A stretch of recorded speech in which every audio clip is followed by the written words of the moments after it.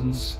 This is Lieutenant Commander Mr. Everything coming at you with an important announcement from the UEE Navy.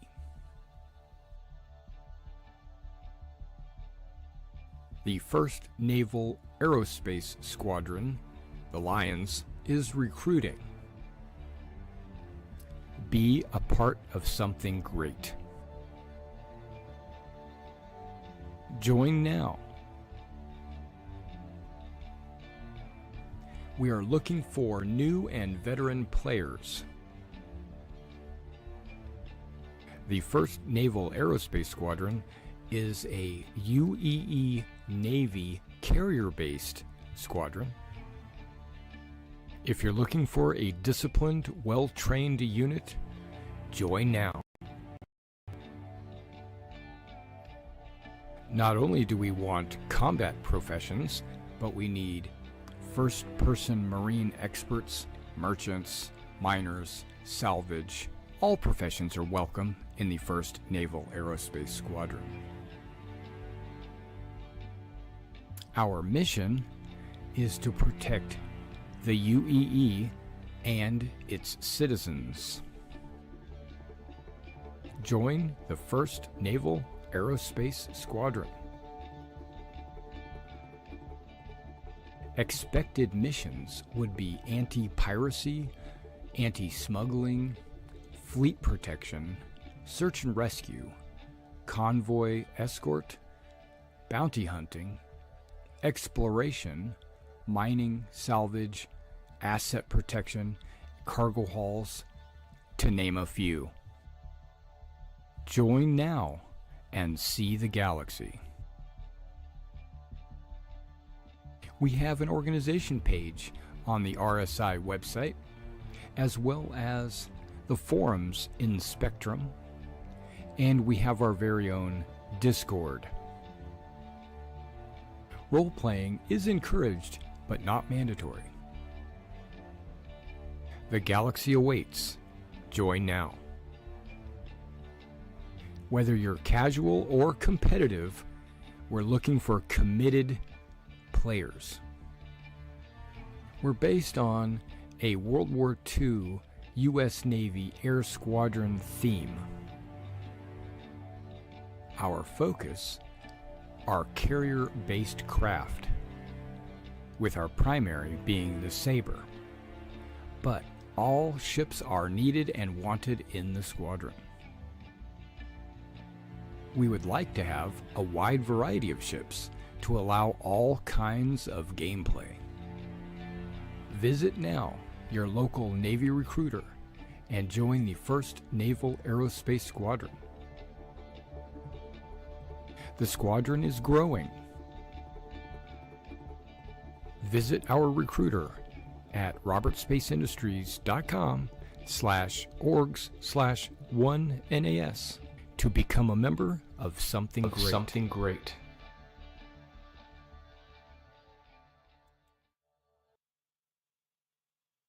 All right. Hello again, everybody. This is Derek, and I'm just now logging in. I plan to do the ASD mission this afternoon, the power cord data mission. I was just going to do it offline and just knock it out or whatever, spend time going about that mission. But I figured if I'm going to be playing, why don't I just turn the camera on, you know, and let everybody enjoy a little bit of comedy.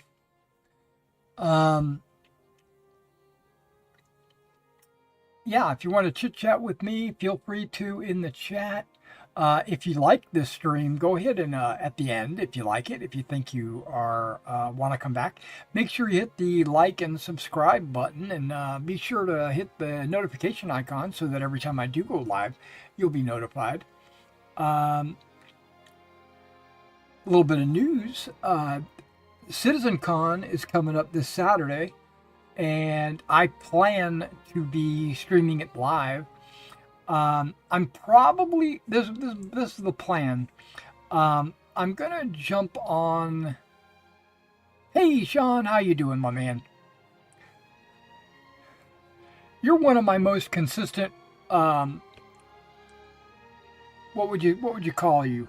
Most consistent um, supporter, I guess, or viewer, or attendee, or whatever you would call yourself. But I I'll probably jump on about an hour before the live stream starts. I think I'm going to have a little schedule of groupie.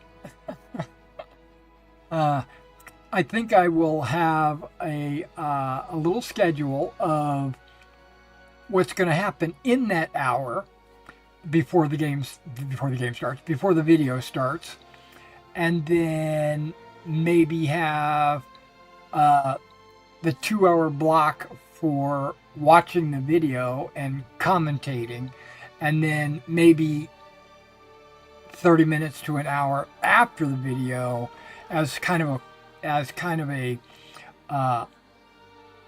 cool down, or what do you call it? Decompression, after action review, where we kind of talk about what did we just learn, what did we just see, how did that affect us, how is it going to affect us going forward.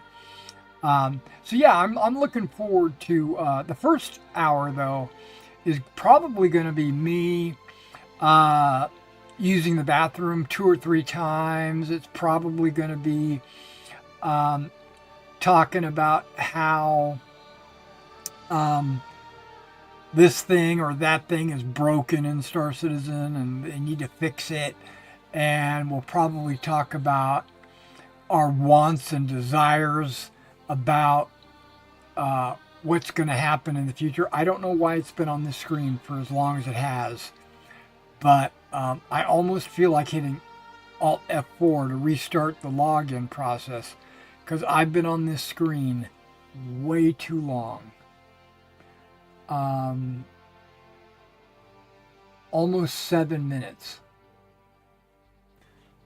Well, let's make sure I'm Alt F4ing the right program. So I'm not going to Alt F4, I'm going to Task Manager it.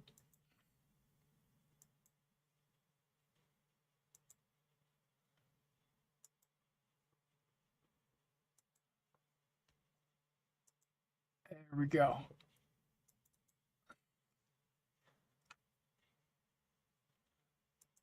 I closed the launcher as well, so now we're bringing the launcher back up. I have, oh, there's a hotfix. Hang on, that's probably what's going on. Never mind, let me close the launcher. You can't see this, but burp. Right here, the various games that you can use. There is a PTU, but that's for patch 4.3.2. I don't like touching patches before they're actually released, but hotfixes are actual releases. They're just done a weird way. They want you to go into the File program, find Star Citizen, find the Live folder, rename it to Hot Fix. Okay, it's Hot Fix. Okay, I've got it renamed. Now when I click on Hot Fix, it should say Update. It's calculating my space available on this hard drive. Space required. That it usually pops up and says not able to calculate required space. Oh, there it is. It's going to require 13 megabytes. That's no big deal. That should take like 2 seconds to update. How did your poll go regarding the energy drinks? Well, I've got the grape one right in front of me, which I've tasted better grape, so it's okay, but I won't rebuy it. The strawberry peach had a very, it tasted like, and this is a weird thing. Strawberry peach tasted like beer. Rain is good. I have a couple of cases of rain over there on my under my table. That's where I keep all my energy drinks. Not all of them. I have some over here in quick reach. Rain is really good. It has a high caffeine content, and it tastes good. The rain, I guess it's orange rain. That's the one I'm drinking. But I I've got this Rockstar Recovery. It's not even open yet. This is the one that was very smooth and tastes a little bit like, this tastes really good, but I don't think it's got that much caffeine in it.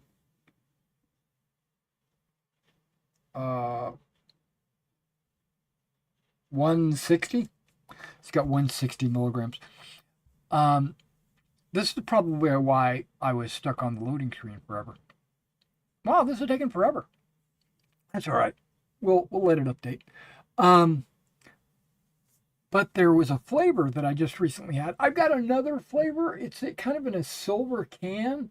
It's also a Rockstar. I don't remember which one it is. I think they call it original or something like that. I think. I don't. When I taste it, I'll let you know. But there is one flavor I've had in the last few days. It's called Mandarin. Hold on, it's got 4 flavors. Mandarin.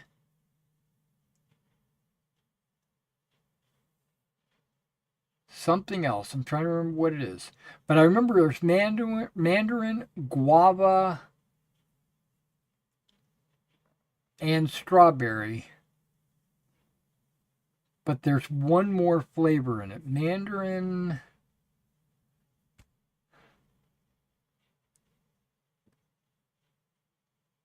Now you're going to make me want to go over there and look at it. Okay. I could do this.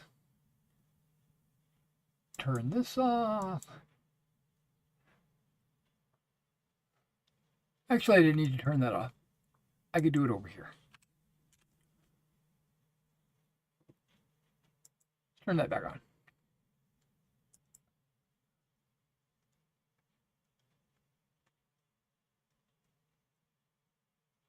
Yeah, okay, here we go. The strawberry peach tasted like beer for some reason. I didn't really like it. And then there's also, here it is, tangerine, mango, guava, strawberry. That's the flavor. It's got all 4 of those in it. And it actually tastes really good. I was like, wow. Oh, you're seeing my window over there. You sneaky person. Okay, and then the other one I got is grape, okay, which is nothing to write home about. I mean, it's okay. Where's the last one?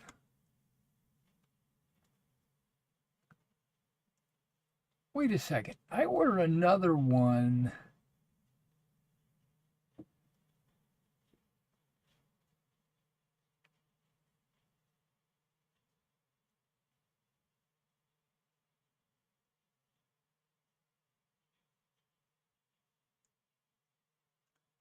Not showing it.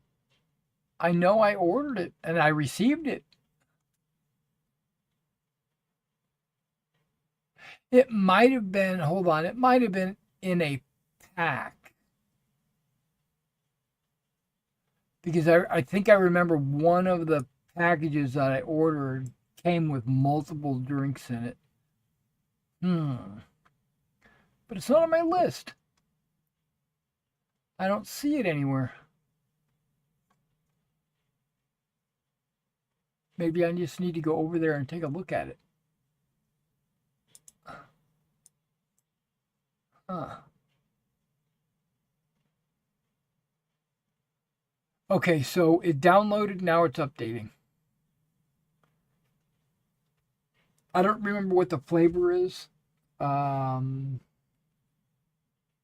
next time I open it up, if I pull one out anytime soon, I'll let you know what it is or how it tastes.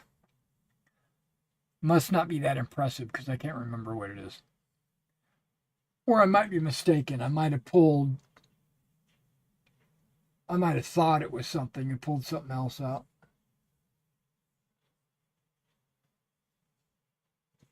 I'm looking. I don't see it. It's probably behind one of those boxes. Well, hopefully this hot fix fixes me turning in the mission, because that's been a problem the last two hot fixes. Speaking of which, hotfix central.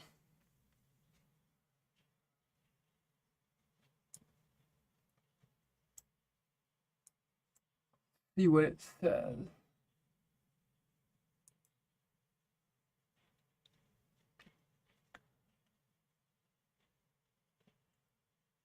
Okay, that updated today. Hi everyone.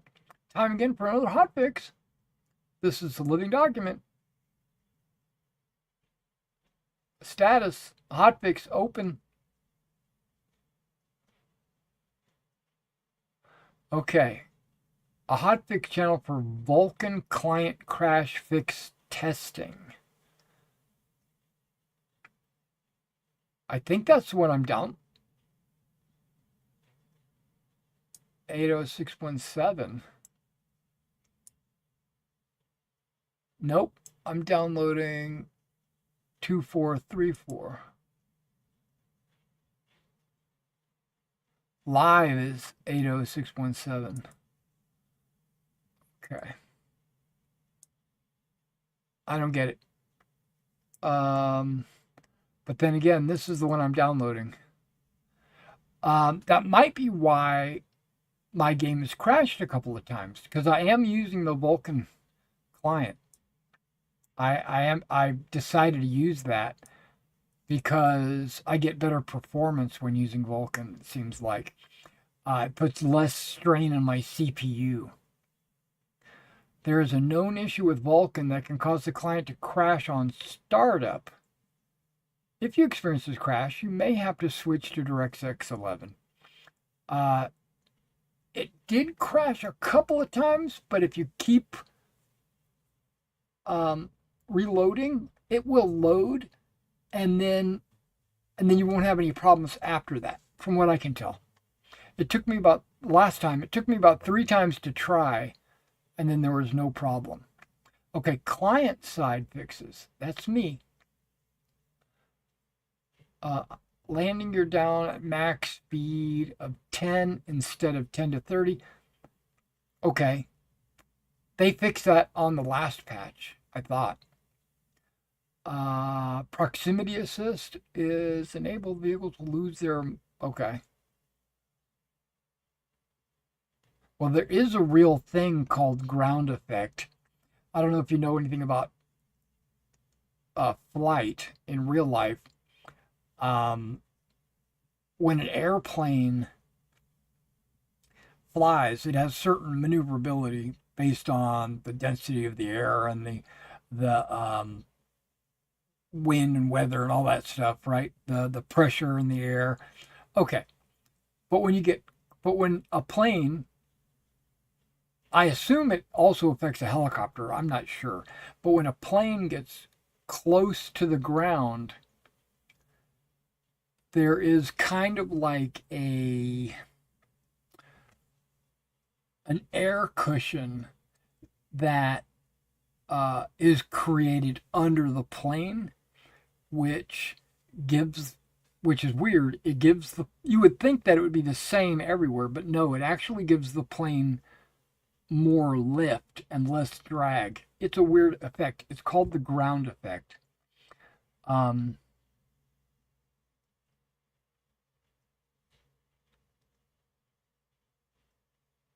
yeah.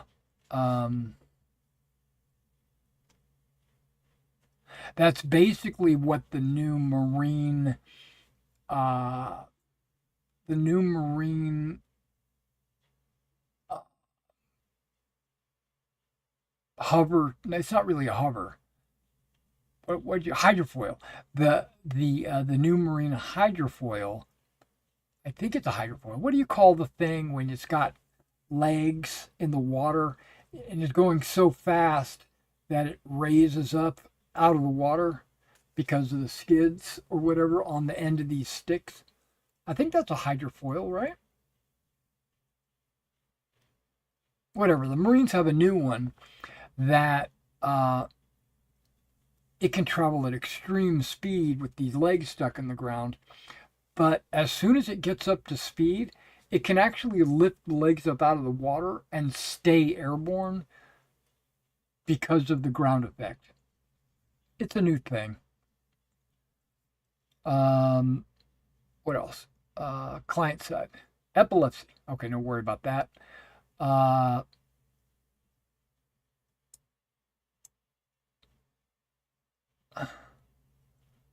Cargo freight onboard vehicle disappear upon storage. Okay. Mercenary, lots of guard AI spawning. Yeah. Yep, I did that mission last night and I had 1,000,000 guards. Initial player that enters a team-based match will be okay. Servers have now been hotfixed for the low RMC prices. And then these are previous. Okay.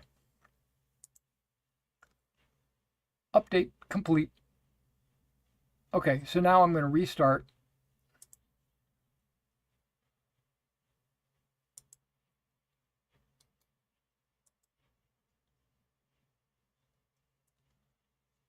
Might as well turn off my center display.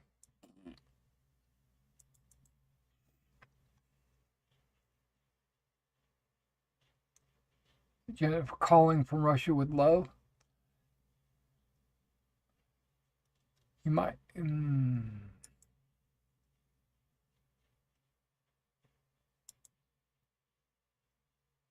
It's got to be a Bond villain vehicle, right? I mean, I don't remember. But these landing craft, because that's what they are. They're transports that can go almost all the way across the Pacific Ocean from California to Taiwan. They can carry like a platoon or more in one vehicle. Maybe it was Thunderball. I don't remember. But they've got these little bitty wings that are really just kind of like catamaran arms for when the airboat is in the water, right? It's just to keep it from falling. But they also, once it gets up to speed, it can actually lift up out of the water, and then by lifting its legs up out of the water, it prevents sonar or any other type of noise detection underwater. So like a sub wouldn't, or any kind of like sonar buoy or something would never detect them.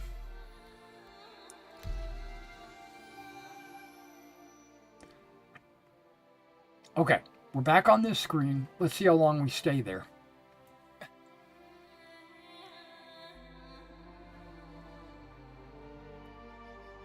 Hydrofoil, that's the word. There you go. Hydrofoil. But this is a combination of a hydrofoil and a seaplane.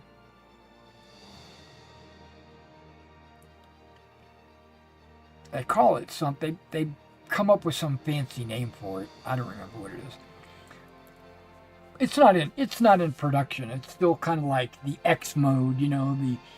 They built a couple of them to test, and they're mock-ups or something like that.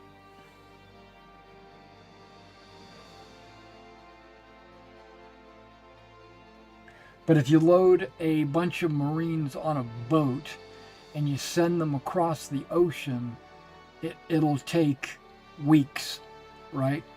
Where apparently if you send one of these over, they'll be over there in like 2 days.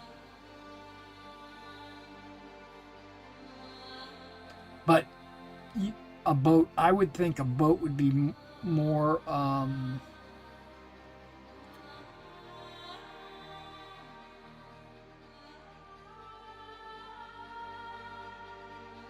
cost effective, but not necessarily. Not if it takes multiple weeks to do it.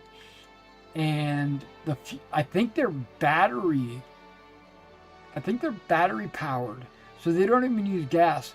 But I also think they came up with a hybrid so that just like a car, the gas turbine charges the battery or something. I don't know.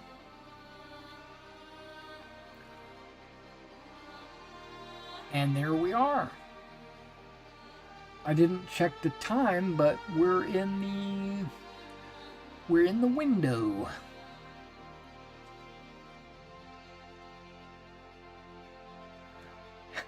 We have flying cars. We have them. They're just experimental and not for consumption. It's not the car. It's not the technology that's holding us back. It's the fact that you're going to have to make everybody a pilot. And it's hard enough getting people to drive on a street. Can you imagine it if they could get in a car and fly anywhere they wanted to fly? There would be, not like in the Jetsons or Star Wars or Star Citizen, where they have sky roads that you fly down the road. You know, if we did that, there would be cars flying at every altitude, in every direction. Air traffic control would be a nightmare. If you would have to automate it.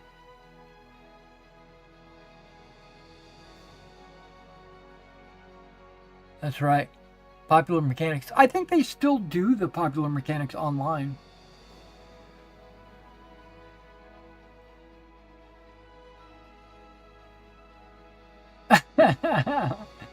It is not a right. There's a lot of people. You just touched on one of my hotbeds. There is a lot of people that don't understand what a right is. I'm not saying you. I know you're making a joke, but there are people out there that think it's a right to drive. No. Or it's a right to be able to buy alcohol. No. How do you put an age limit on driving, or how do you put an age limit on drinking if it's a right? Rights don't start when you become an adult.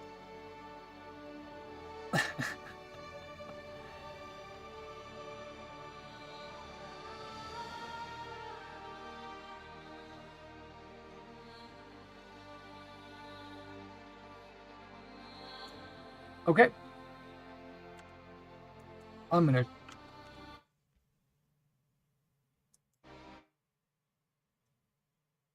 RSI launcher, close this thing. Boop. Star Citizen, close this thing. Boop. Okay, we're going to go into a different server.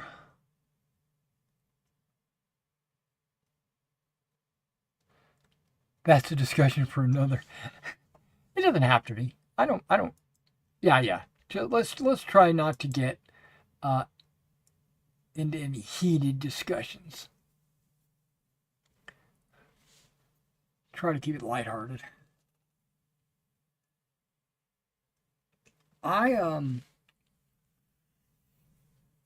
I'm a very I'm a very opinionated. I will. I'm about to drink this recovery. Maybe not the whole thing.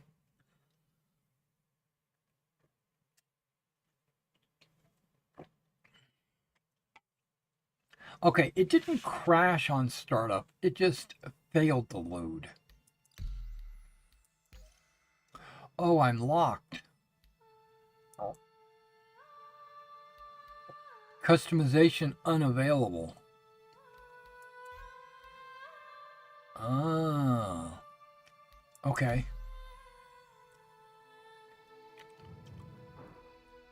It'll let me go to Arena Commander.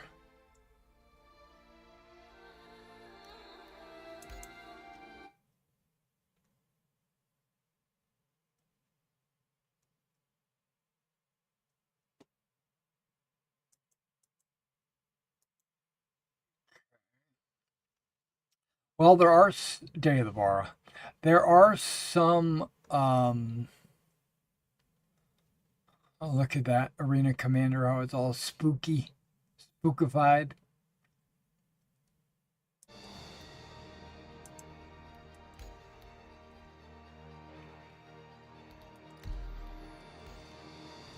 Hmm.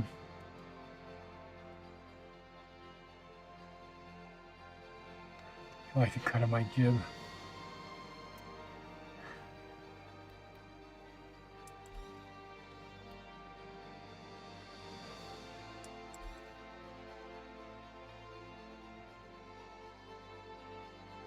Yeah, we're having an issue. I don't. This is. I'm server locked to Aus, Aus, Australia.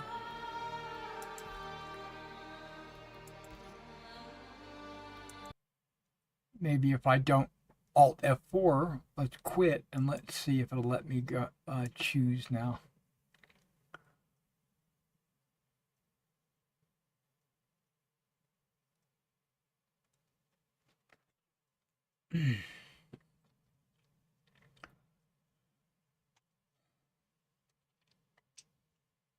I'm definitely looking forward to Saturday.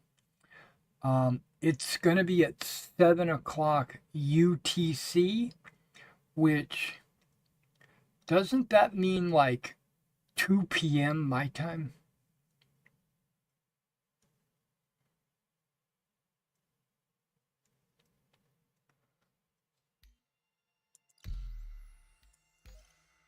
Still locked. Hmm.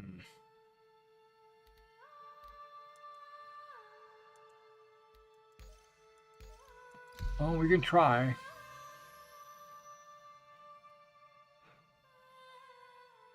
My position in queue is 1.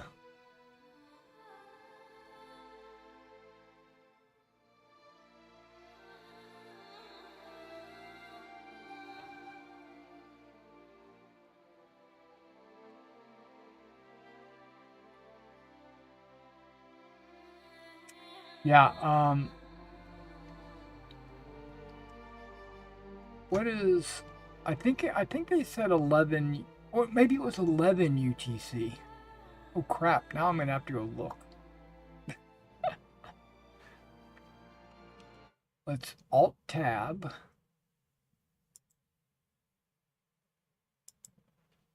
Go here. Let's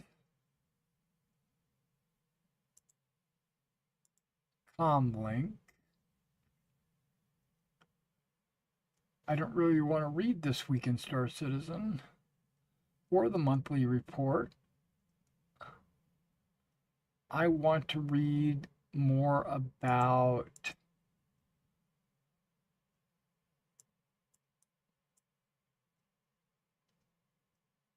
uh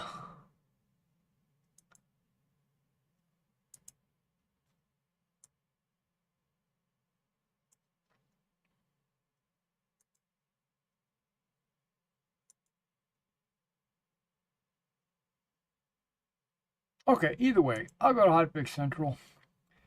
And what it'll do is it'll load up 2 pages of the Hotfix Central because that's what it likes to do. I'll go to Robert Space Industries. Okay, broadcasting soon. CitizenCon Direct. Okay, October 11th, 1900 UTC. Okay. 1900 UTC in Clarksville, Tennessee. It's UTC -5. It's either -5 or -6, depending on if it's daylight savings. Since it's October, it'll be -5. Thank you. So it'll be 2 p.m. Clarksville. Okay. So what I'll do is I'll probably start streaming at 1 o'clock on Saturday.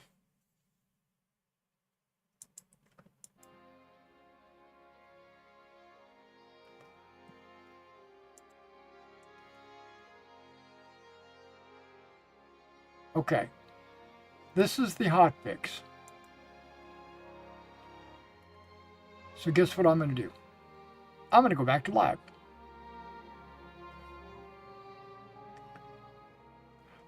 I'm glad you asked, Sean. Yes. No, 2. So it would be 3 p.m. Eastern.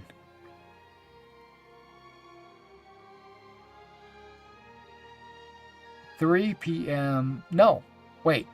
Eastern is 1 hour. Yeah, 3 p.m. Eastern, 2 p.m.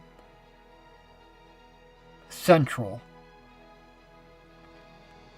and 7 p.m. London.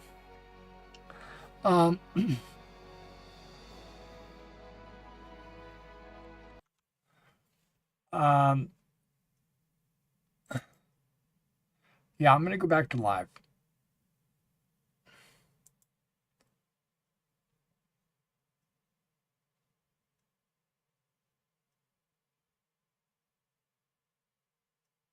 It is.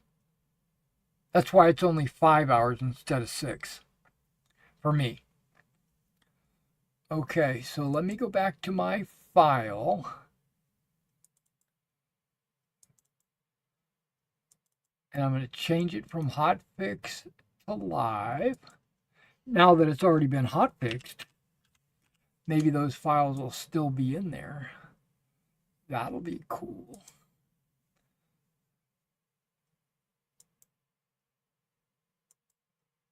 Install the PTU. No. Hotfix. No. Live. Launch.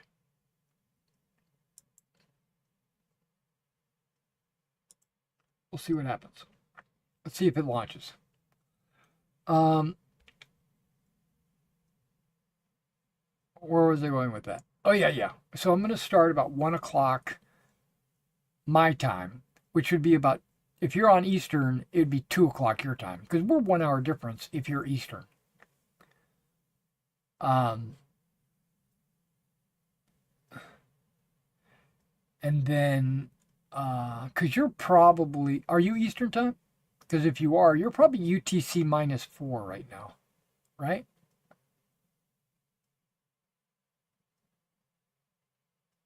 Oh, wait, optimizing shaders.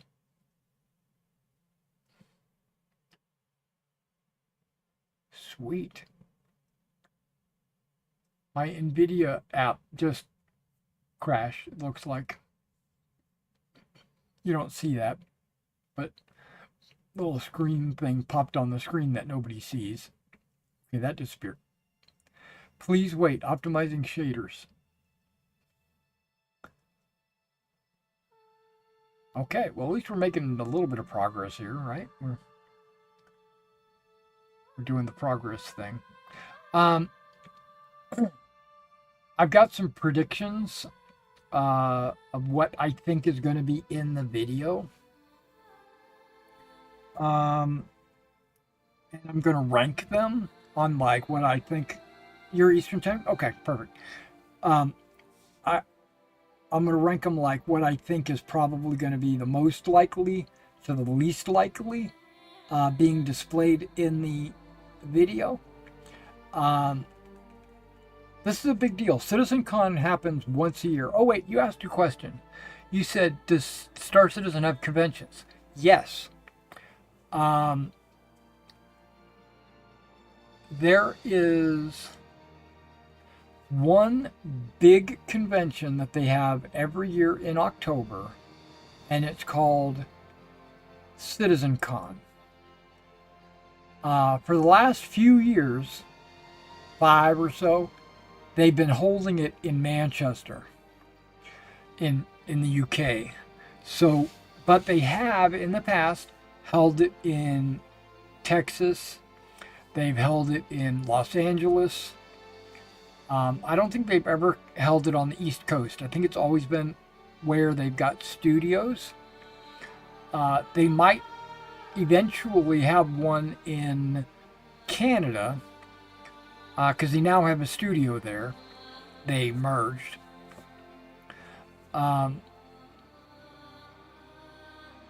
They might have one there, but this year they're not having a physical convention anywhere. They're just doing a 2-hour video. Normally the convention is all weekend. They have panels all day Saturday and all day Sunday where the developers get up on stage and they talk for an hour about whatever they personally are working on, like clothing or guns or a new chat system or lighting or a new ship or crafting or base building or whatever the topic is. And usually it takes the full time. It takes like 5 hours of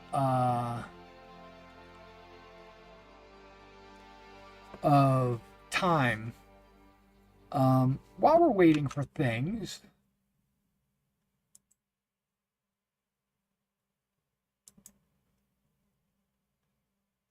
give me a second.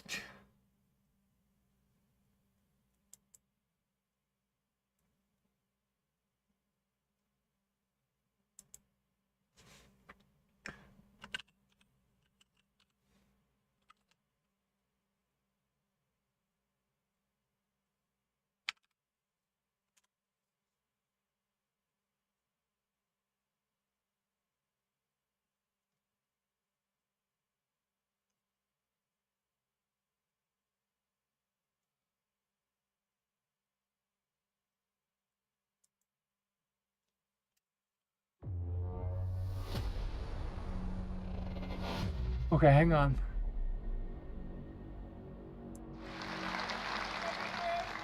Hey, well, I hope you had a great day yesterday. And by the way, there's a perfect run through that Rich did immediately after the show. He went back to the office, ran it through, no crashes, no nothing. It's up on YouTube. And by the way, that's a dedication of Rich. Is like, okay, I'm going to get it done properly, and he did it, and it looks great, and it doesn't have any screen tearing, because there was some screen tearing. There was a technical glitch in the setup. Do you see all the people? Anyway, Yeah, this is what one of their presentations would look like. This is not from the street. Chris Roberts. He is the CEO for Star Citizen and Squadron 42. He's the visionary. Anyway, I hope you guys liked this morning. There was the base building and the crafting and the ships, you'll be able to do it. I mean, for me, the ability to sort of create your own place somewhere in the verse, find the perfect spot for you to make your home or harvest resources, it totally changes the dynamic of what the game will be in terms of exploration and people spreading out, and I think putting roots down in the verse. So I can't wait till we get that in there. I mean, that's one of the things that makes me incredibly excited, because I think it will just add so much to a living, breathing universe. But I can see on my here's a perfect example of Star Citizen, how it's grown over the on my last 12 years. OBS We definitely that did not this have video is that not on the covering up my initial shaders, Kickstarter or the pictures that we were doing. and I'm at 45%, something And like you that. know, Star Citizen is a living game. I mean, we're constantly always adding content and features and tech. As you can see, we're constantly upgrading, you know, what we're doing on the graphics side. Right? Yeah, see, this is a bunch of people. This is only one of the video halls. There's a whole bunch. There's like a vendor room. There's another room where they have a mock-up of one of the fighters, the Hornet. They had a bunch of booths where organizations show off like who they are, and they try to recruit, you know, passing out t-shirts and stuff like that. It's really not. It's fans. You know, I don't consider it a convention. It technically is, right? Just like a doctor's convention. You go to a doctor's convention, what do you get? You get a bunch of doctors looking at the new ways to do heart surgery or whatever.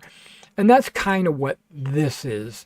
This is a bunch of players coming to check out what's going to be new in their game. So I don't mean that as a knock at them. I just mean that in today's world, you constantly upgrade and improve things.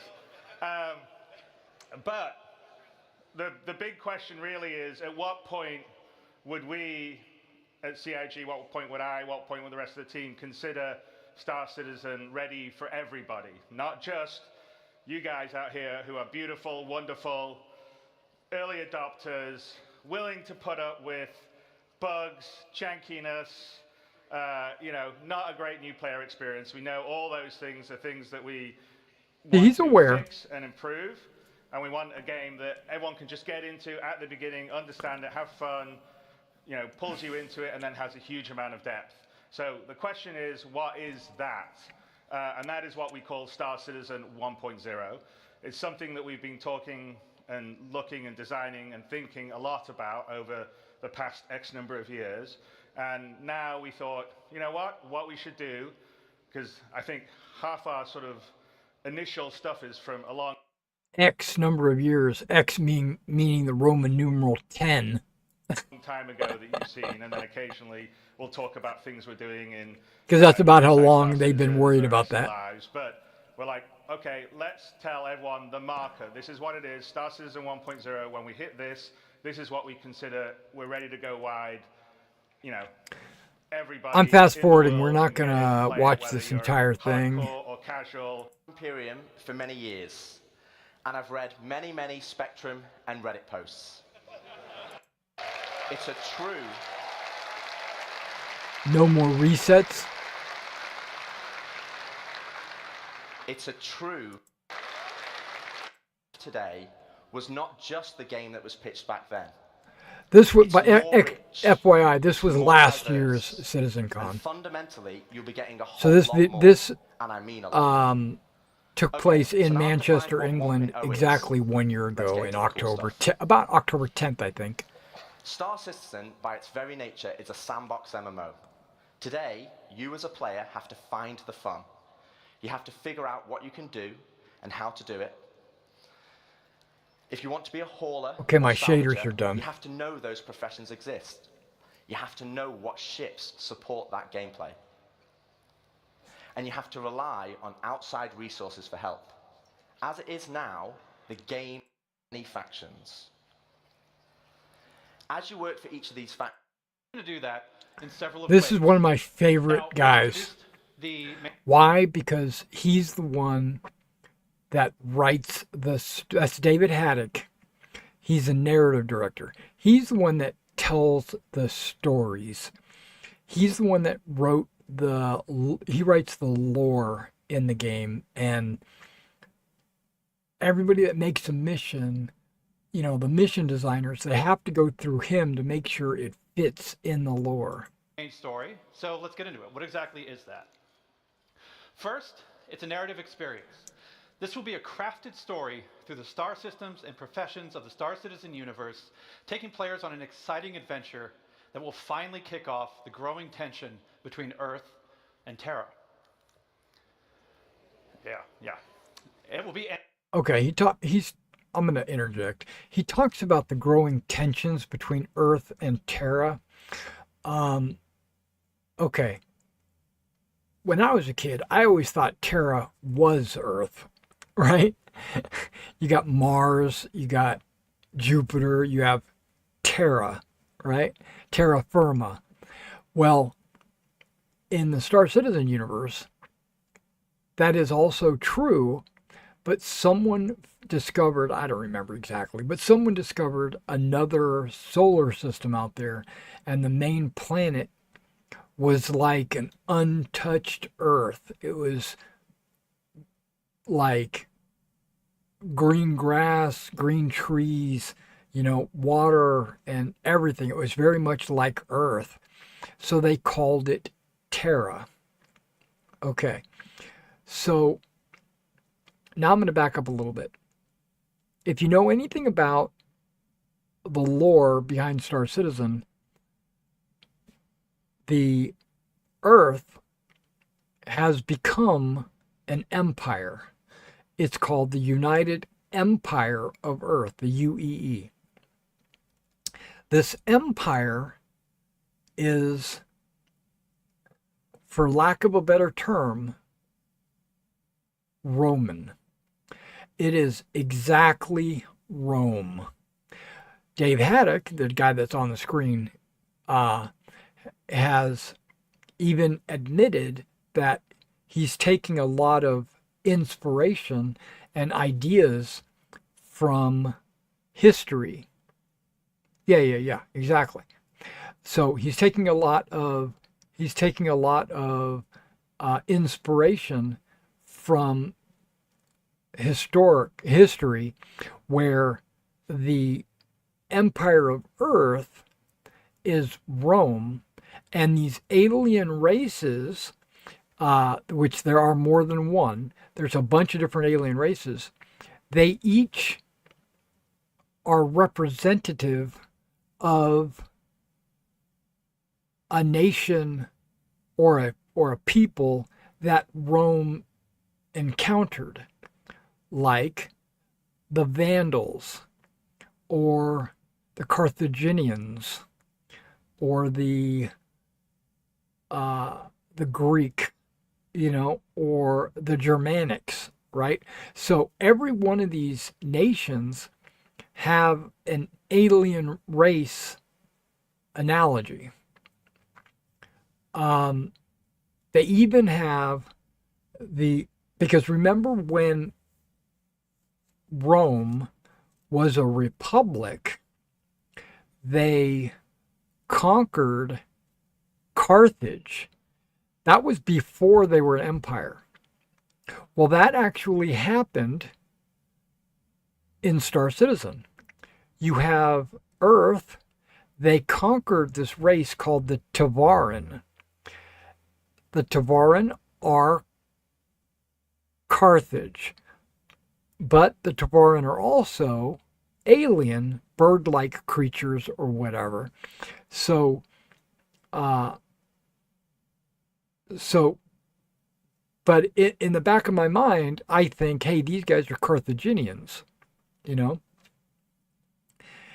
And then, just like Rome, they absorbed these Carthaginians into the empire, into Rome, and they became citizens. Same thing in Star Citizen. Star Citizen has an alien race that are citizens, and they're called the Tavaran. The Tavaran actually, recently in the lore, actually have a senator in the Senate of the Empire. He's an alien that sits on a Senate seat, right? Which I think is kind of cool. Now, back to Terra. So there's a group that colonized, a group of people, just like a mob or whatever. They colonized Terra, and over a few hundred years or whatever, built up cities and swore not to do to Terra what we did to Earth. Earth is very run down and burned out, like we've taken all the resources and stuff like that. So there is a conflict in the Empire where there is a faction that believes that humanity should move its capital to Terra. There are the traditionalists that believe that it should stay on Earth where it's always been, right? It doesn't mean our homeworld is moving, but just the capital. That's really all they're talking about. And if you know anything about Rome, this is exactly what happened in Rome as well.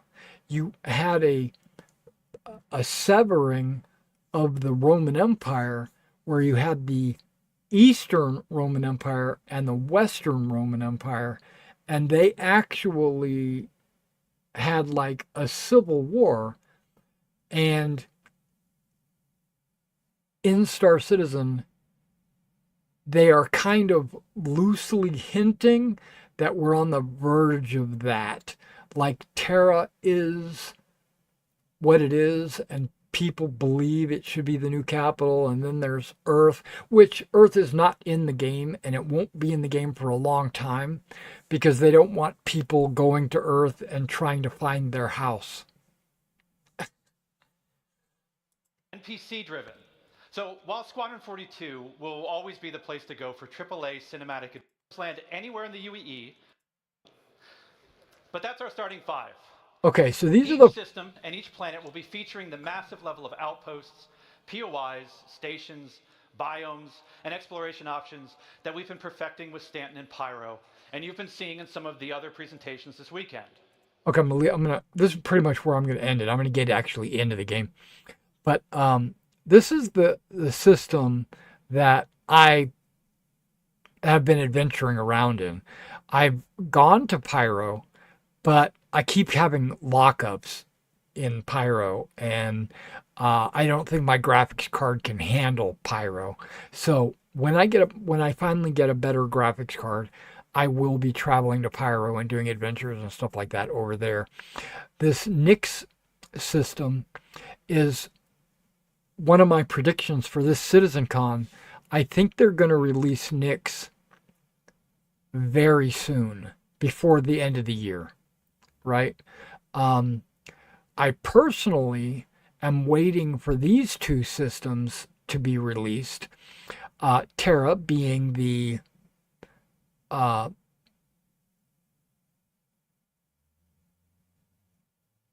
just another system that I think I'm going to enjoy taking missions and traveling around. And Castra is technically a military system. Cascom was a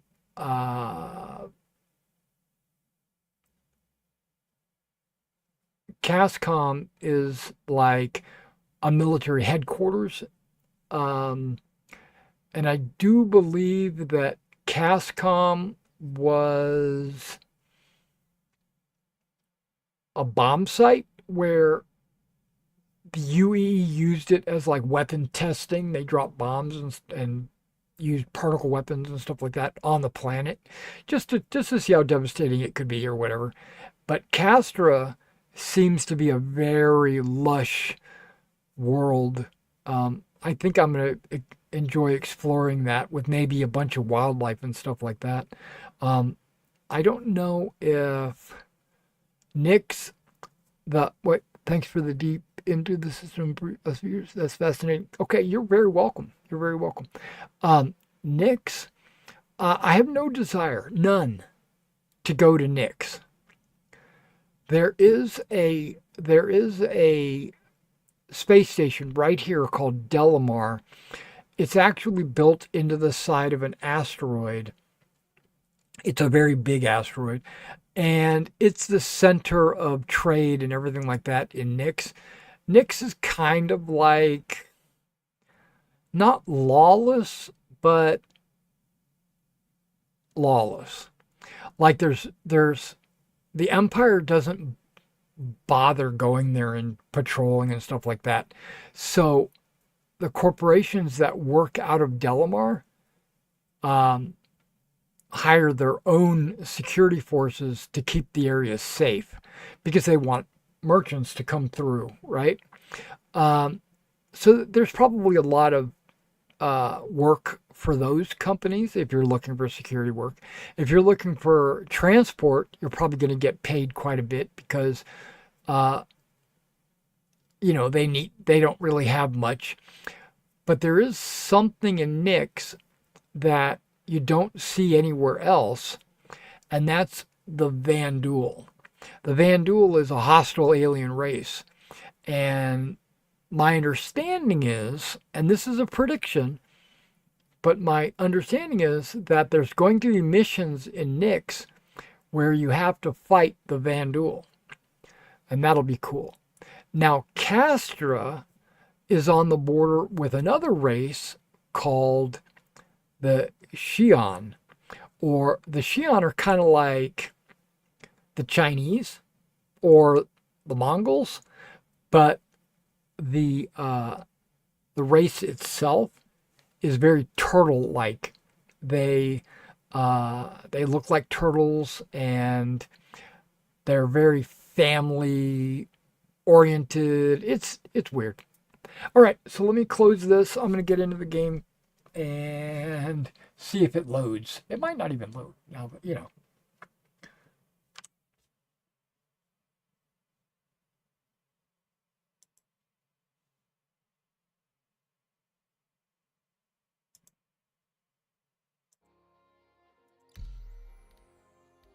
Can I switch? No, I'm still locked. Weird. That's weird. Because normally you only get locked for like 3 minutes and then it unlocks automatically. So I don't know what's going on there. There was a time about a year ago where no matter what you did, you couldn't unlock. You were always stuck in whatever server you were stuck in. But right now I'm seeing a good sign. I'm seeing my FPS fluctuate up and down. That's a sign to me that it's loading things. I see my CPU usage is going up and down. To me, that's a good sign.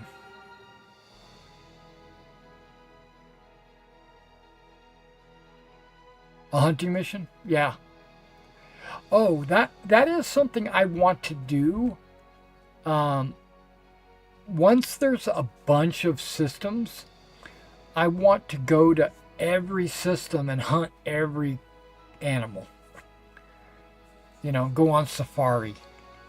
You know, try to find each animal and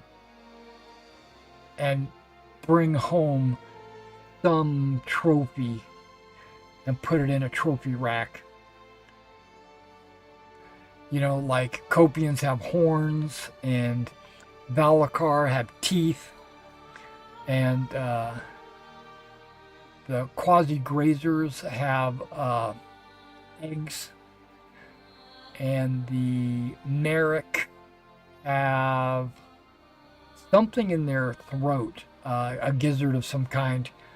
I don't remember what they call it. It might be a gizzard. And those are the only aliens right now.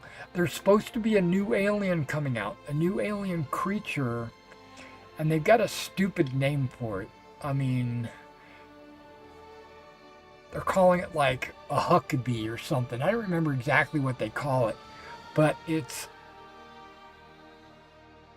I mean, it's a name, so that doesn't make it stupid, right? But it reminds me of a Valakar. It's just this underground snake, right? It just has a different shaped head, and instead of spitting rocks, it spits fire. Or something like that. It kind of looks like a viper. But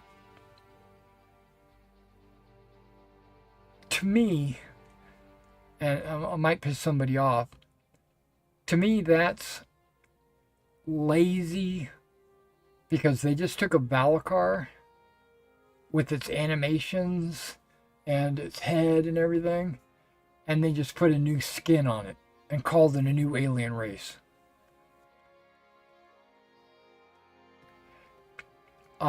If you go back, there's this artist.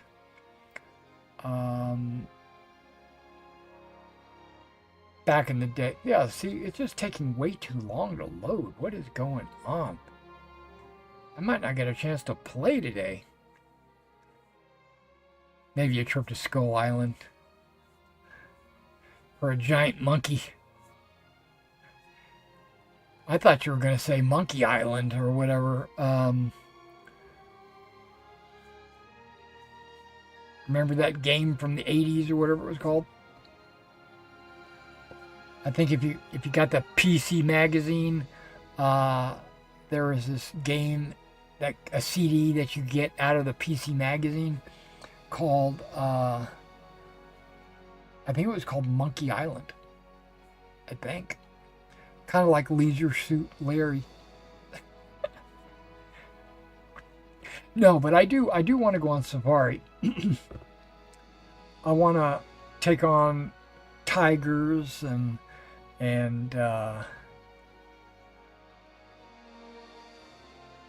not because they're going to be challenging, because hell, I got a gun, you know, fully automatic machine gun or whatever, laser, plasma, you know, I got a ship that I can blast them with.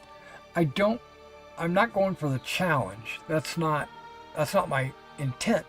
My intent is just to see them in the wild. I think that would be super cool. In the latest patch, they're supposed to be releasing, possibly, maybe, they're hinting at binoculars.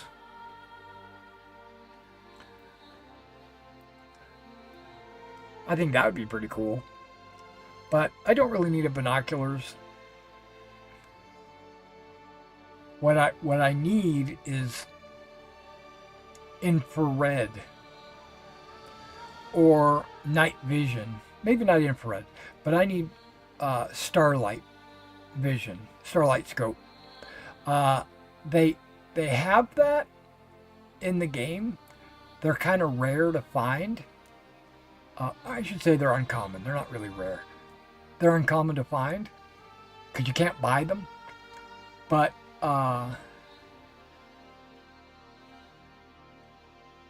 they suck. They suck hind tit. They are way too bright.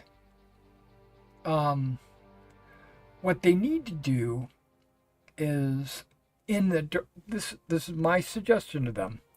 Take the dark environment, you know, that pitch black or whatever, and through that scope, just make it daylight. Or daylight with a green tint. That'd be fine. But when you look through the scope, it's like bright green and you can't see anything.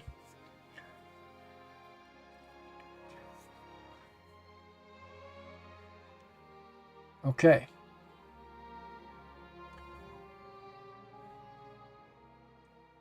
The FPS is locked at 60.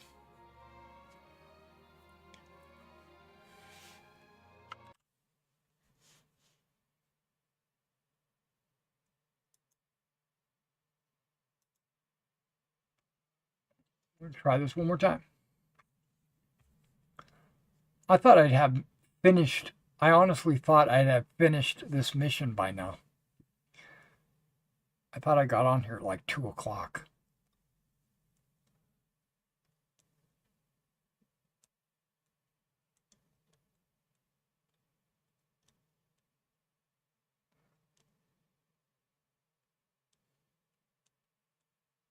Now, it is possible that they're updating the servers,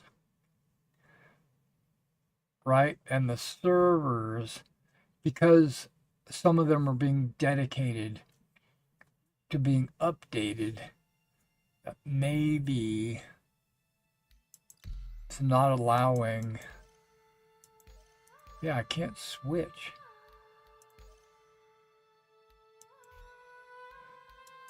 Let's see if I can do something in Arena Commander.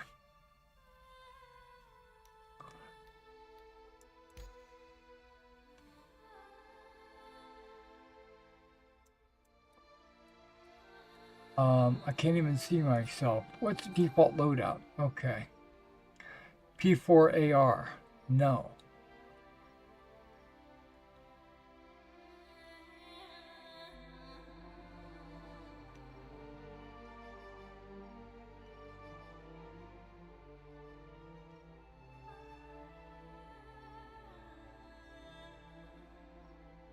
Oh wow, I can change my loadout?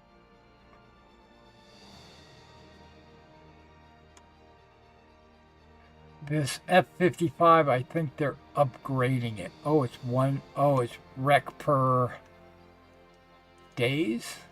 Okay, except for this stuff up here. Because these I own. Okay. Well, let's take this, because I'm just curious. I should have submachine gun too, right? Yeah, I'm going to try this.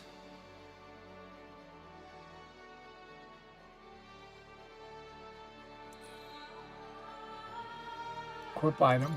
There we go. Why is it in red?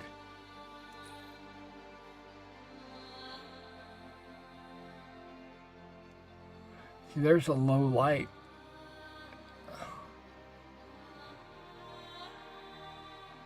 What is this?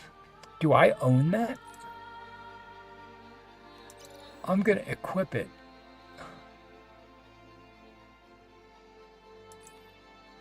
I don't really care about the arc light pistol. One Empire pistol.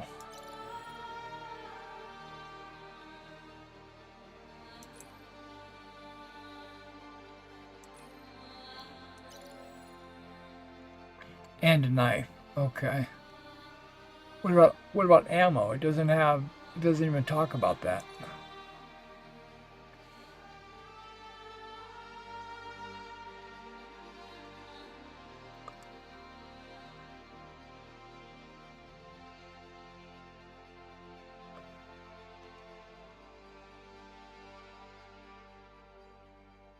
Guess I'm going singularity.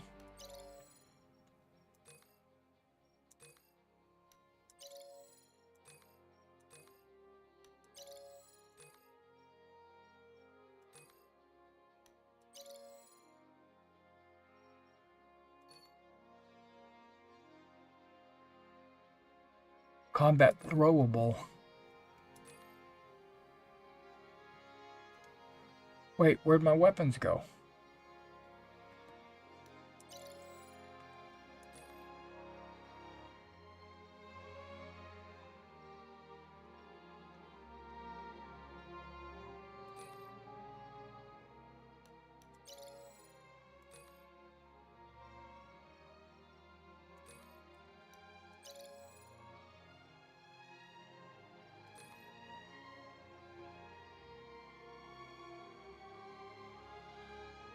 No P8s? That sucks.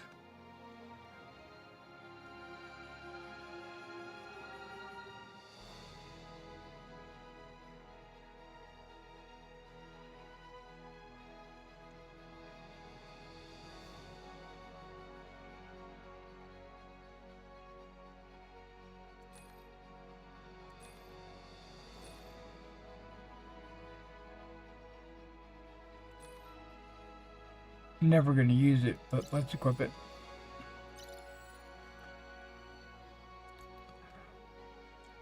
Okay, so I think my loadout is good to go.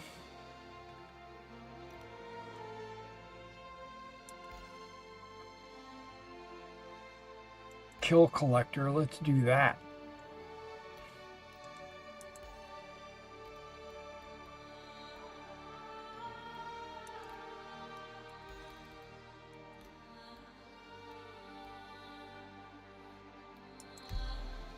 Let me switch to Asia there.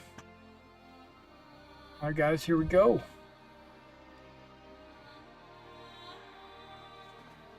I'm gonna get my ass kicked.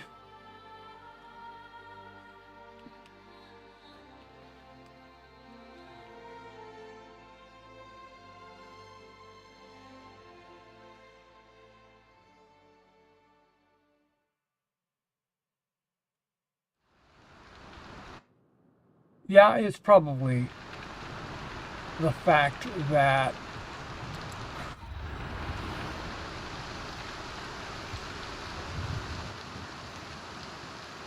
it's hard on their computer. Man, it is raining like a mug. I don't even know what I'm supposed to be doing. I'm hearing somebody shooting.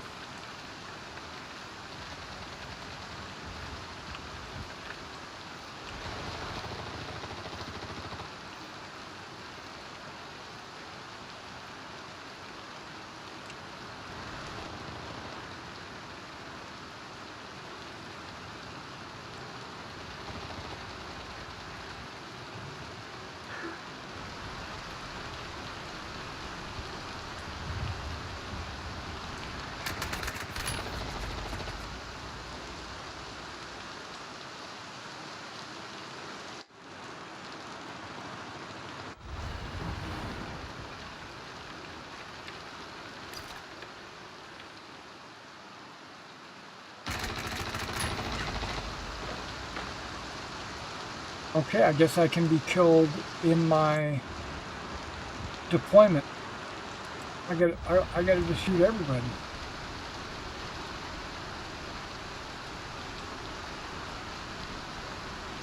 Oh, return to simulation.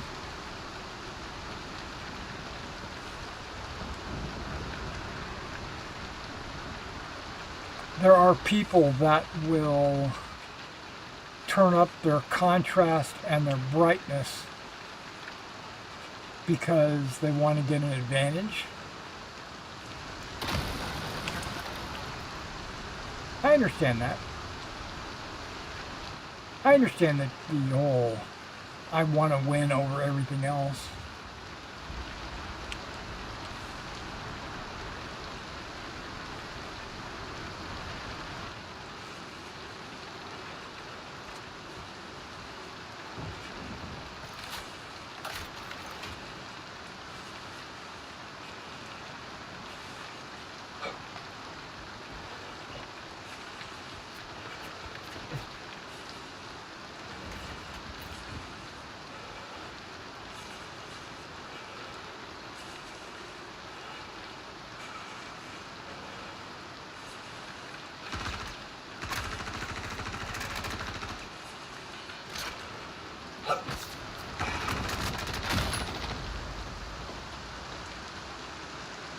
Yeah, I can't.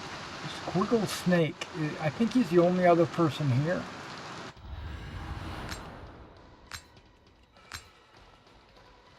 Match over. Match lost.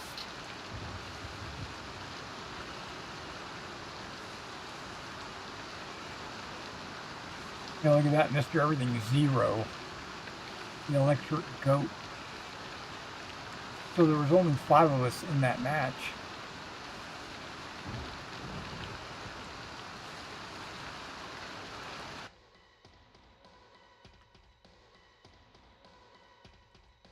I didn't want to jump into another match.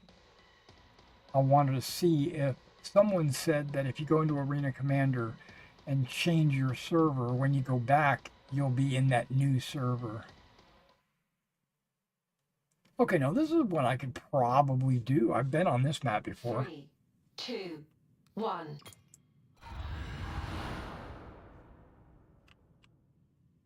Move into position.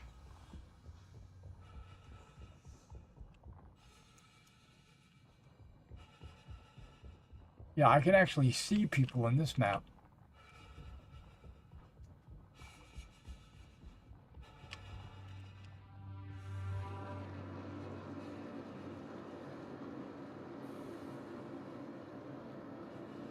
I can't remember the map. I've been here before, but I don't remember it.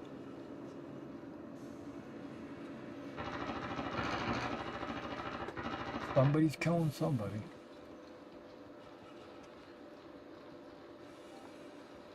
I don't have a crosshair. I just noticed that.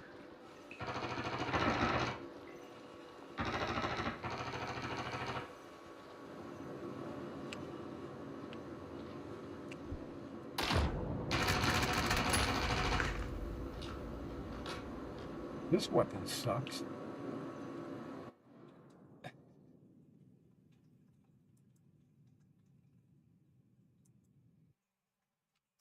That's probably why I don't equip it.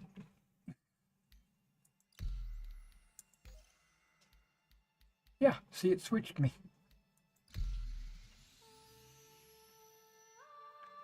Let's see if I'll actually go into the persistent universe now that it's kick-started it.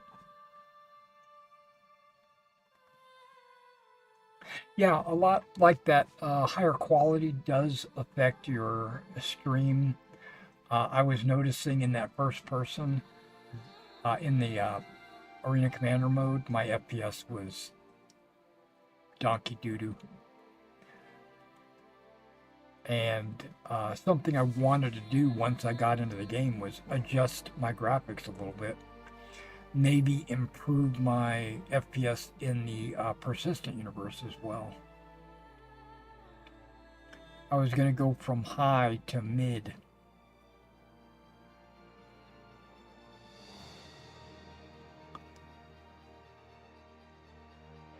And I have been painting on these Romans. I've only got 3 colors to go. I've got the wood for their pylons, and I've got leather for their belts, and steel for their weapons. Other than that, I'll just do a wash and a dull coat. They're almost finished.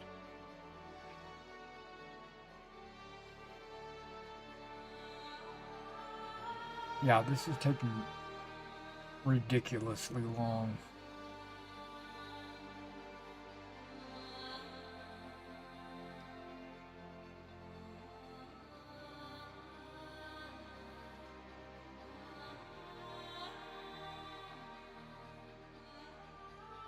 Let's watch another video while we wait.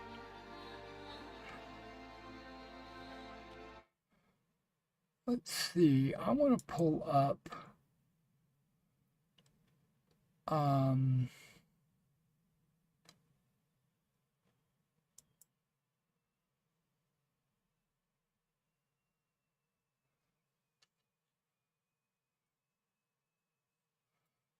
let's see, what can I, it's going to be a,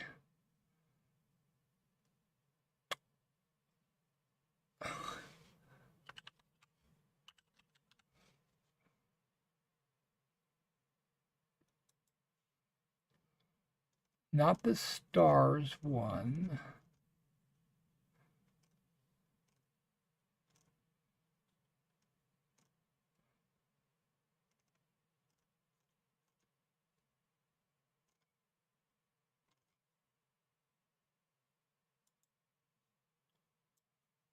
A mixture of content like combat or exploration or puzzle gameplay.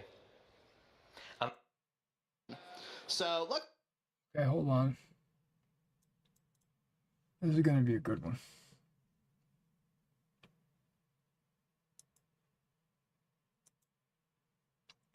I have the CIG access pass. Come follow me. We get to skip the line. Just a little secret for me and my many thousands of friends who are watching the stream. Come follow me this way. Right this way, right this way. Man, all these people are very excited for merch, and as they should be, because we have some awesome merch here at CitizenCon. Putting it there 2954. so that If you guys are interested in getting some, I can you see go what's onto behind my screen here. workspaces3.com/merch, and that should probably take you there. If not, you'll find it on the Pledge Store. But we have some awesome merch. Let's take a look. At the top, we have some brand new Pico the Penguin plushies. This Pico is Pico with an X. Limit you. You can still do almost everything in any armored clothing you want. You just don't just.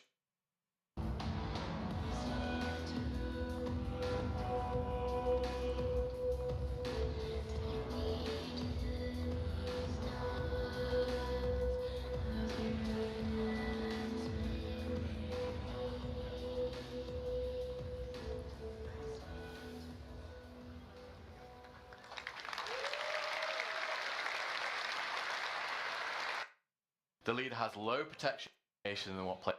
Love group content.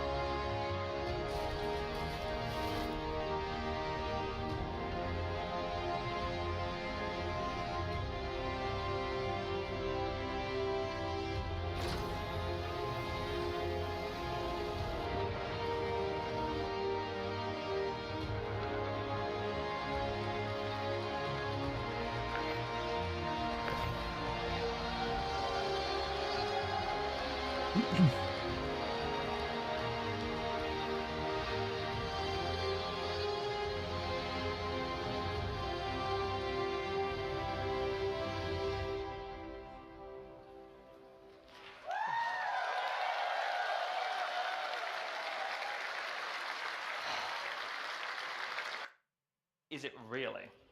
Well, fun bit of information. When we first made the collision for this model, Star Engine actually gave us an error saying like, no living thing needs to be this big. You've accidentally added an extra 0 onto the size. But to give you an idea of the sheer ridiculous scale of this monster, you'll see here an Idris. Anyone who's done Xenothreat knows how big the Idris is. You feel like an ant when you're in the Idris, and this makes the Idris look small.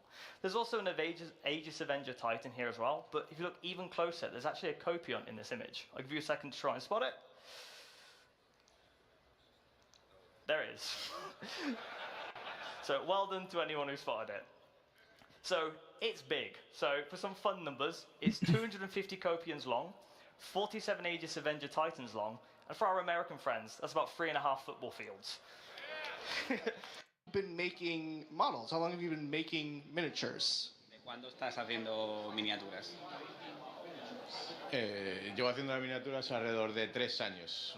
Around 3 years ago, you start to do the designs and the 3D printing. So 3 years ago, you started making models, and were you always making Star Citizen models, or if not, what made you want to make Star Citizen models first? ¿Directamente con los modelos Star Citizen o estuviste primero haciendo otras cosas? Desde el principio, empezar el modelaje 3D por las naves de Star Citizen. He started in this hobby because Star Citizen, he loved the design of the ships. And then Would you mind introducing yourself and a little bit of your background with the game? okay. We're looking at what's next beyond our next star system. It just went to PTU, yeah? Viva Cati, all right.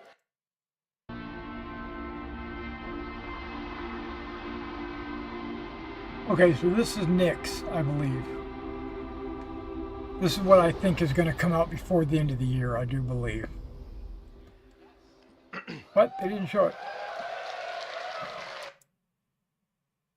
I think. Unless it's part of the discussion. Hello, everybody. Did I say it wrong? I did. Yeah, okay. I did. I still didn't get it. One day. Thanks, Jared. Hello, everyone. Wonderful to see you all. Thank you for coming out. All right. Now, it's all hands on deck. Richer locations, all with complete evocative. Rich and I have been working directly with Pedro for many months now. Pedro is the one that does the I'm going to music. talk to you about what's beyond Pyro. So let's strap in and we'll take a look. My name's Ian. I'm the creative director for Star Citizen. And let's start by looking up into the stars and saying hello to an old friend. I think they're going to show all 3 planets. Maybe just 2. I mean, systems. Like Nyx and Castor. I don't think they're going to show Terra.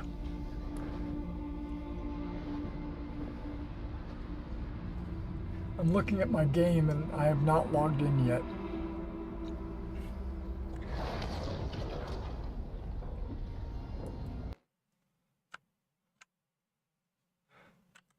Okay, give me a second. I'm gonna...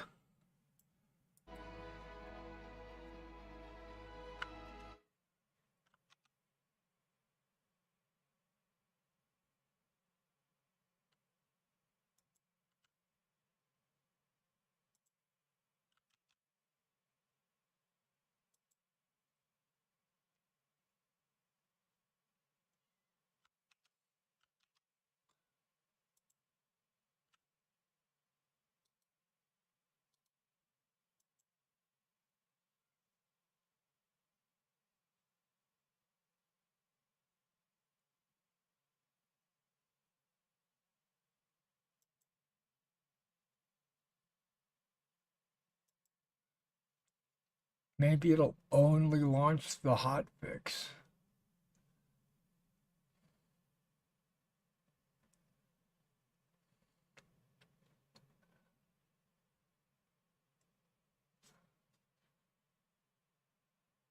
Once I get this thing started to launch, I'll bring the video back over onto the screen.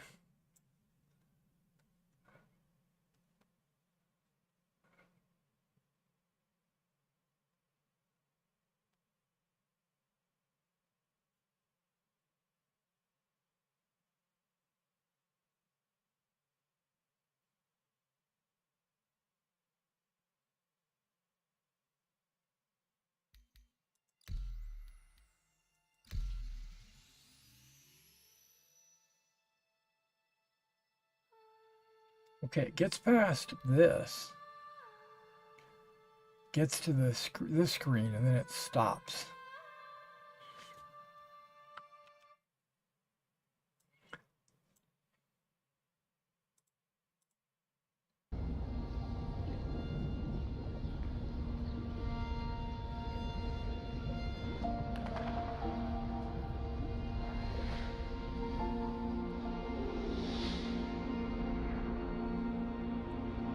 I just want to see this part of the screen.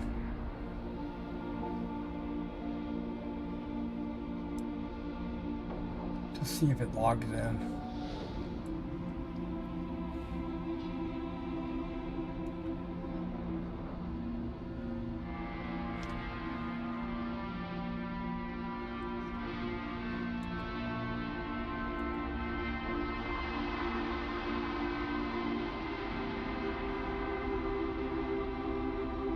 Now this is a landing zone that if you've been playing Star Citizen for a long time, it was already in the game. They had Levski Awesome. All right. on an asteroid in the game. Nix was discovered in 2582 by Carla Larry during the height of the newly formed United Empire of Earth's territorial expansion. Its most defining feature, and the source of its name, is the sprawling black dust cloud that occupies most of the system. The dust cloud severely hampers visibility and can interfere with your ship's scanners. This system does, however, border with Vandal space. So, visitors are being advised there are Vandal raiding parties hitting locations throughout the system. Yep. But, despite this, a small community has formed in the system, and this is on an asteroid in the belt between Nix 2 and Nix 3. And this asteroid is called Delamar. Now, we've already had an opportunity to go to Delamar, but they've updated it and changed it and reworked it. Hidden deep in the Glacium Ring. But actually, Delamar should be, and now is, an actual asteroid. And, as it's an asteroid, the space is a zero-G location, giving a unique identity for a landing zone. So let's take a closer look at the main POI on Delamar. Yeah, because the last time it was in game, it was on a planetoid and was a low gravity. You could drive around on the planetoid.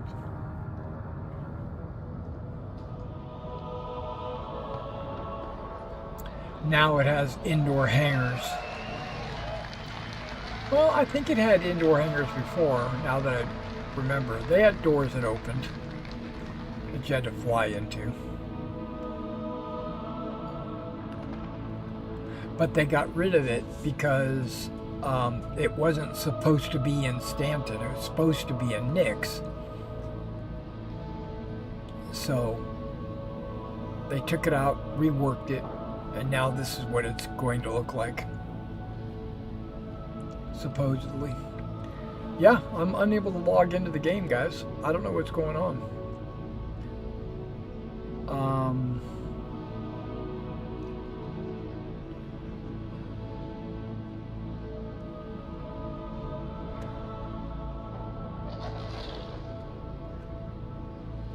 I think what I'm going to do is report.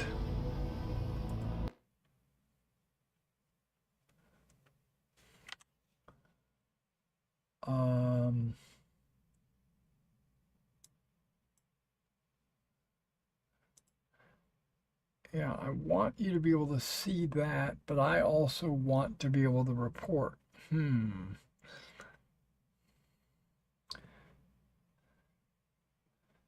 I can do a different way to capture it.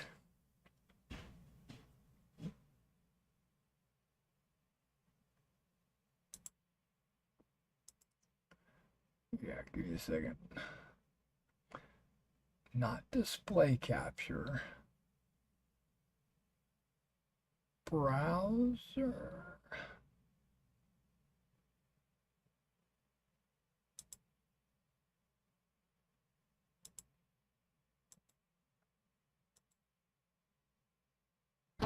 Welcome to Wargaming in Miniature, a channel dedicated to all things wargaming with a focus on historical.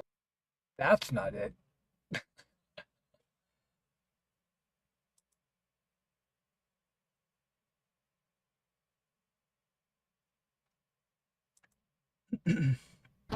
Welcome to Wargaming in Miniature. Yeah, that's definitely not it.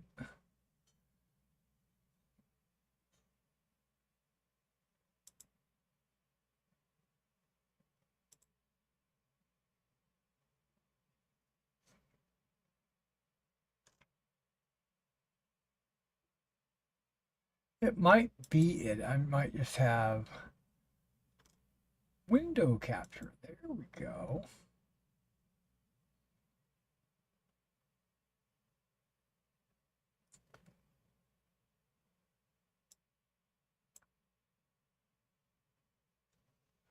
Window.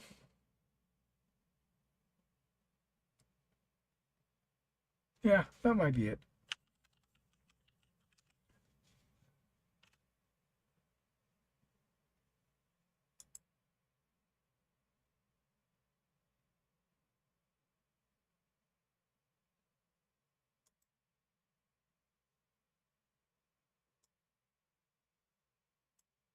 Now, if I move this,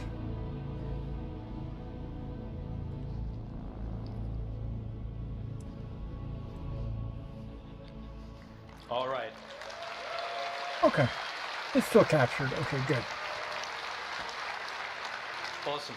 Awesome. So, for all that remember, it's awesome to be able to say, welcome back to Levski.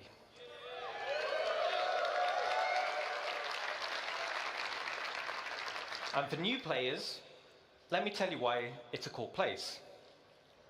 This used to be an old mining facility, which was mothballed and then abandoned. There is an internal network of abandoned tunnels and mine shafts, and these are now populated with refugees, fugitives, and criminals. This is also the home to the People's Alliance, who you'll be doing some work for. And as Levski was made some time back, it needed to be updated so that it can fit into current gameplay features and systems and mission loops. So let's take a look at the first update, and that is to the hangars and landing services.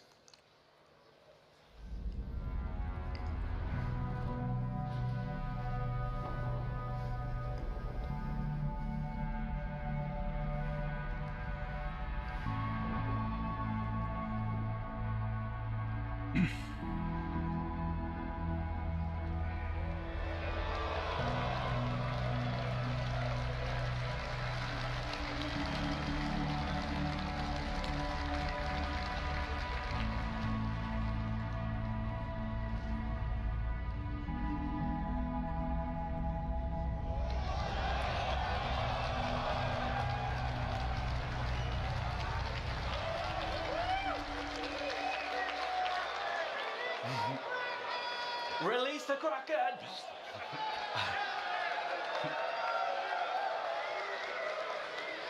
All right, cool. So Levski is still perched over the borehole, but now has a suite of hangars that are arrayed around and inside the borehole. We're also increasing the quantity of hangars. This is to meet the ever-expanding players per server to remove hangar wait times.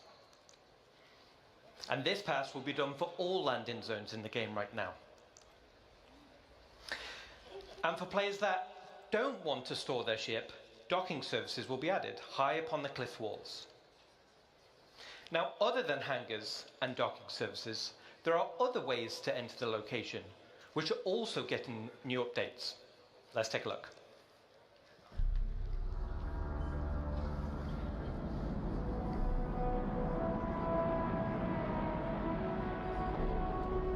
Okay, well that one is old.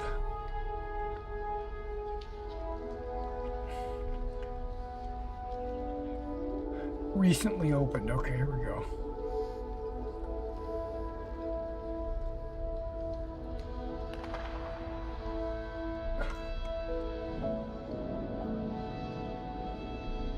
Okay.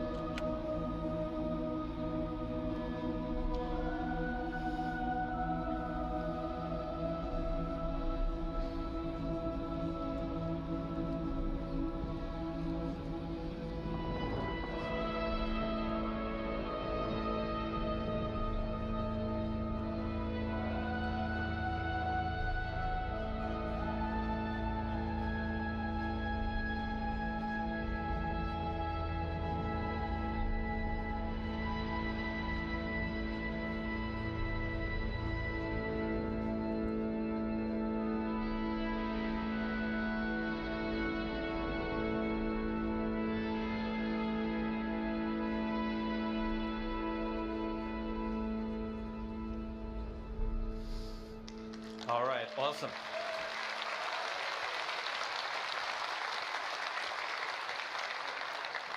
So around the main entrance, there's still gravity plating for on-foot access. And these will lead to open landing pads for quick drop-off and pickup. And we're also adding access to gameplay areas for a variety of local missions and gameplay types. And as you saw in the video, there will be banks of exterior freight elevators.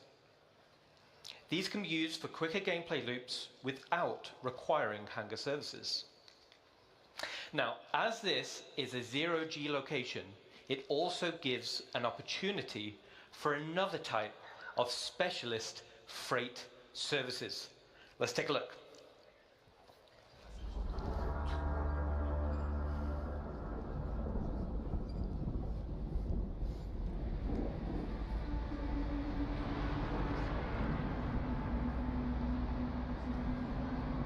Okay.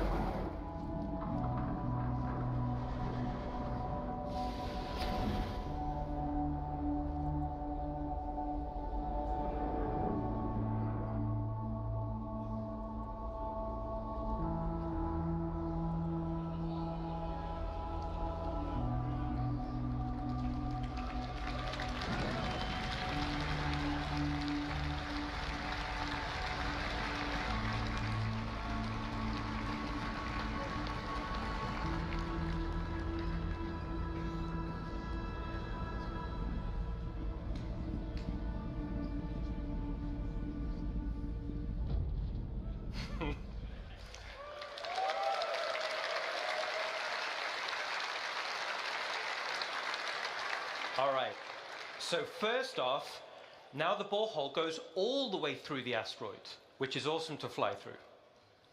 And down at the base of the asteroid, there will be banks of exterior zero-G freight elevators. These will be priority access for Hull series ships. So for all the Hull series folks, we got you covered.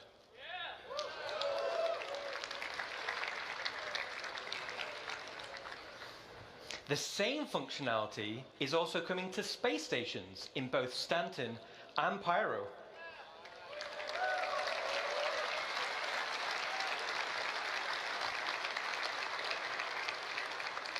But wait, there's a little bit more. Let's take a look.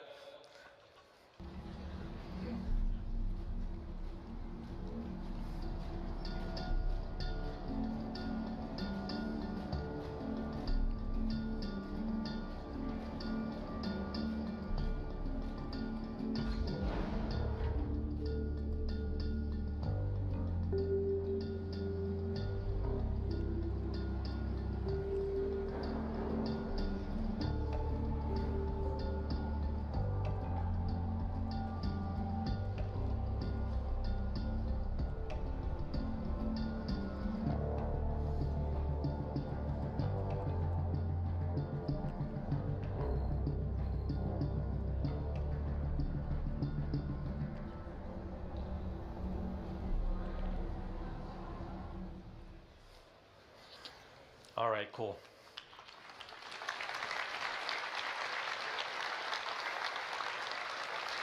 So, the external freight elevators will now have direct access to cargo decks to be able to quickly sell or pick up for the next run.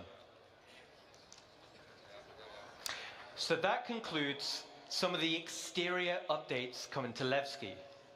But the interior is also getting some updates to bring them in line with current gameplay requirements. These will be spaces like cargo services, as we just saw, for hauling and supplies, and refinement centers, so you don't need to travel far to refine your ore. And we're updating the interior layout to provide better access to gameplay spaces. So to conclude, Nick's system will be the next system after Pyro. Yay!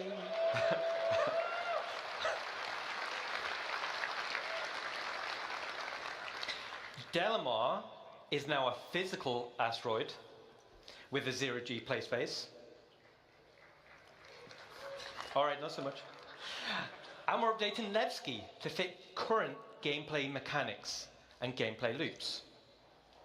And most importantly, we're adding local areas for gameplay content. I'm going to try hotfix again.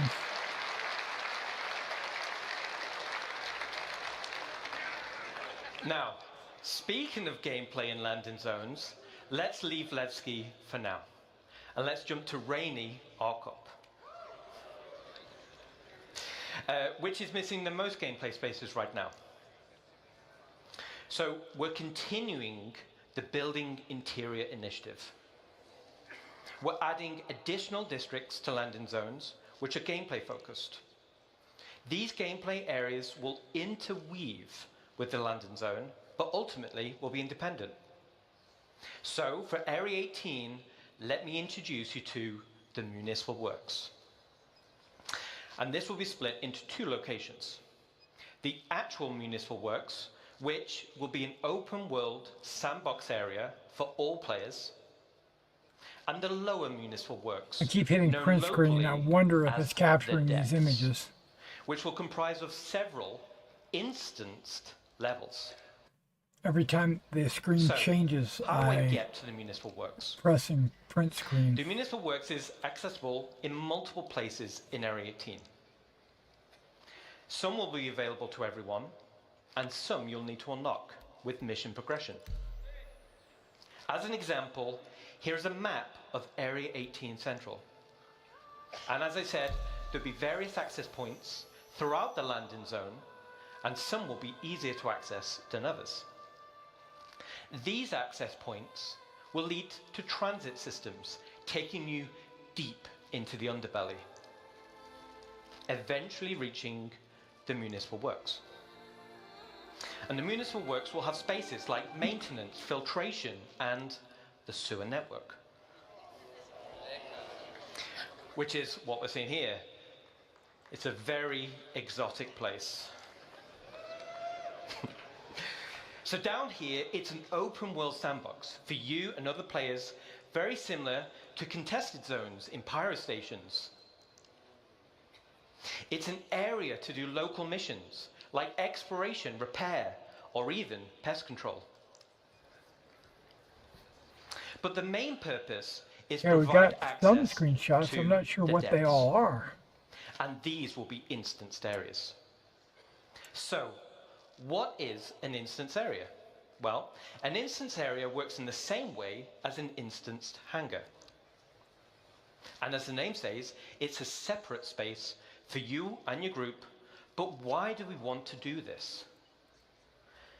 This gives us the ability to create tailored missions that will provide a mixture of content like combat or exploration or puzzle gameplay, and fundamentally allows us to design challenging, meaningful content.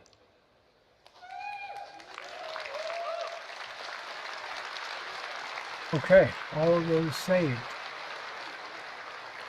All right, so let me illustrate. Going over here. That was how excellent. the depths will be split by levels.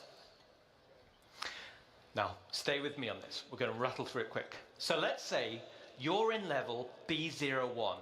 You're running a mission, you're having a great time with the curated content I just mentioned. But down here, you'll have to do a variety of content over a period of time and over multiple play sessions. At the end of the mission, you'll find an access point, which will bring you back to the landing zone. Okay. And you'll do this loop multiple times with different mission content. After achieving the required amount of progression, if this doesn't launch, access I think level I'll just will be delete upgraded. my So game this and I'll time, reinstall you it from head down scratch. the access point elevator, and now it takes you all the way down to level B02. Which, at that point, I'll continue stop on the with your journey. stream. This Now right here, this I'm is your really new area kind of waiting with for. different mission content, new rewards. They kind of new access added point this with back the to DLCs. ASD complex Same a as little bit P01, already. You'll do this loop multiple times. Yeah, And the you guessed it, ASD eventually complex you'll get is access this to level already. P03, and we continue deeper. Okay, I'm going to end With this each level live you stream. unlock, you access new areas for new mission loops. You'll access Yeah, because new, it's still more loading. I'm challenging just gonna curated content install and from access scratch. better and better rewards. I know a lot of times And installing this is what not will- the answer. It could very well be the servers or something like that is causing the issues. But that's okay.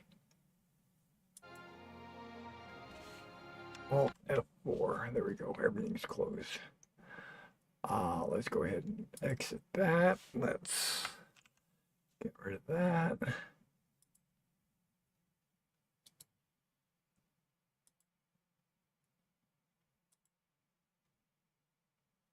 So, Sean and anybody else that might be watching, I'm going to log out. I'm going to start the install. What I'm going to do then is go to finish my painting. But I probably won't be back on until tonight. Maybe after dinner or something like that. Because it does take a little while to download this game. Because it's over 100 gigs. It's like 120 gigs or something like that. All right, well, take care, guys. I'll be back.